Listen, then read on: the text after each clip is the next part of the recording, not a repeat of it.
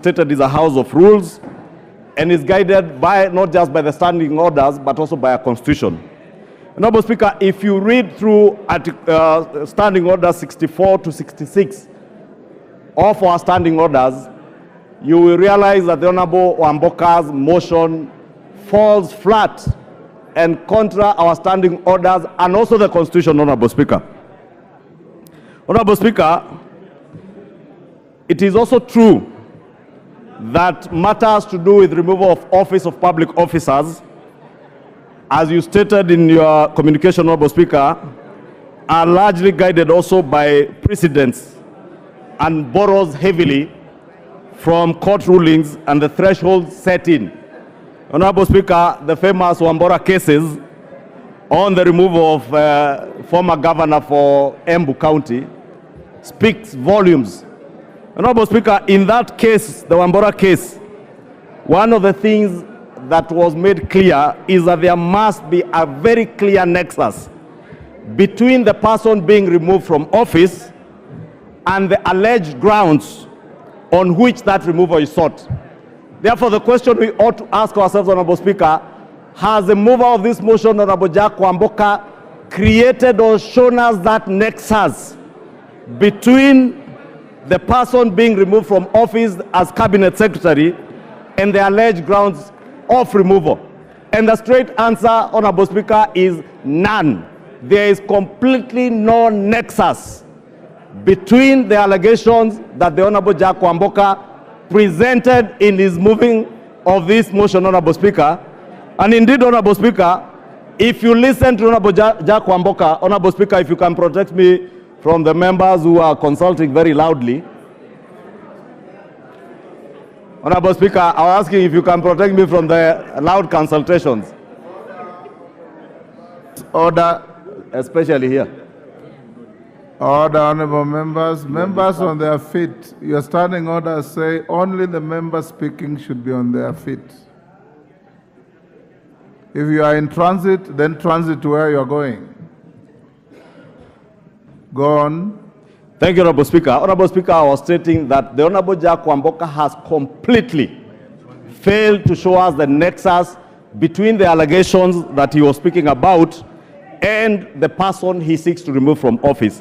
Indeed, in his own submission, Honorable Speaker, he has alluded to issues touching on procurement and distribution of fertilizer by the National Cereals and Produce Board. Honorable Speaker, the Honorable Jack Wamboka is not an ordinary member of Parliament. The Honorable Jack Wamboka, and congratulations to him, is a first-time member of Parliament, but also serving as a senior member of this House as a chair of the Public Investments Committee. And therefore he knows, because he oversees these parastatals, some of these parastatals in PIC, that parastatals are semi-autonomous of ministries. And indeed, the State Corporations Act is very clear that ministers, principal secretaries or accounting officers cannot and must never be seen to micromanage parastatals or state corporations. The Honorable Wamboka has failed to show us the nexus between CS Linturi and the procurement processes or distribution of fertilizers at NCPB. Indeed, Honorable Speaker, he also failed to inform the House that DCI that has been investigating this matter has already preferred charges against arrested and preferred charges which the DPP has consented to for the prosecution of officers that DCI feels might be culpable on the matter of the procurement and distribution of this fertilizer, Honorable Speaker. Therefore, I was waiting, Honorable Speaker, with bated breath for the Honorable Wamboka to show us that nexus. He has failed to do so. And therefore, this motion falls flat on its face, on the face of the Honorable Jack Wamboka.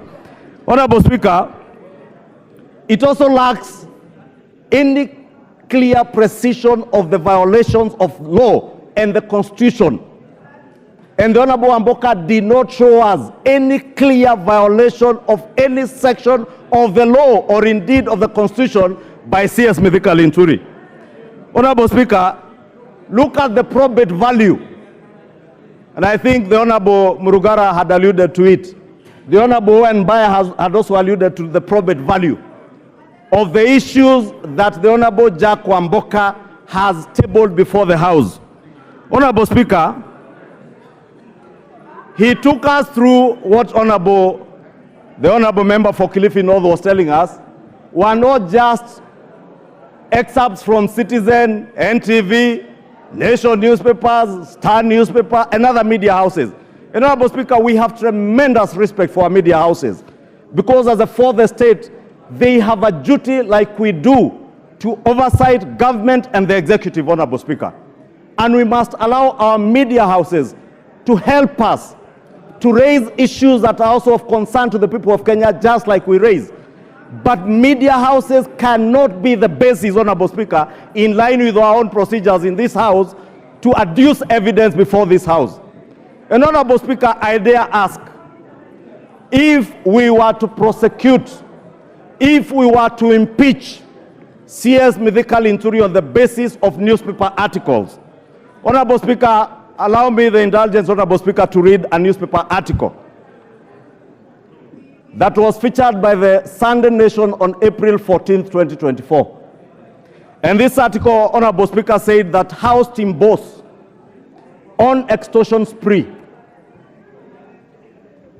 And I'm reading this article, Honorable Speaker, so that we may ask ourselves, if I am that House boss being reported here on an extortion spree, would it be fair for us to impeach myself?